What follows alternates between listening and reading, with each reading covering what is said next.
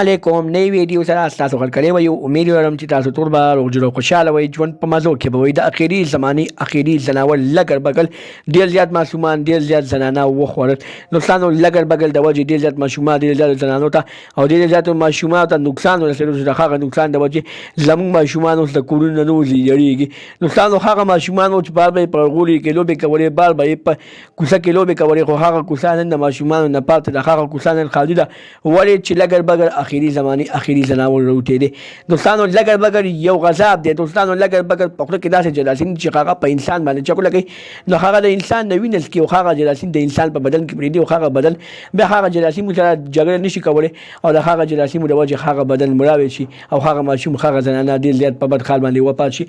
لګر بګر د کومه خبره وتی دي د لګر بګر په اړه کې ټول معلومات تاسو دلته په دې ویډیو کې درکوم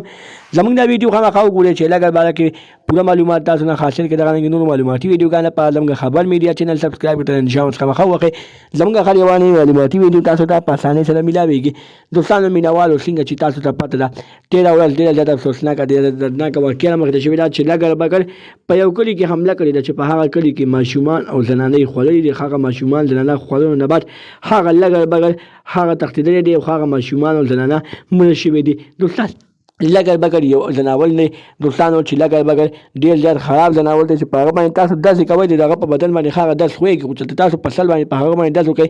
نو سل د هغه دوه کېږي نو دوستانو موږ ټول تاسو ته دا ګزارش کوو چې تاسو لګر بګر په سل باندې دس کوئ او لګر بګر چې تاسو کوم ځای کې هم وینئ په سل باندې ورته ګزار کوئ چې لګر بګر الله تعالی مول ډاروي لګر بګر یو غذاب دی الله تعالی موږ د ټول داسې قسمه غذاب ونه ساتي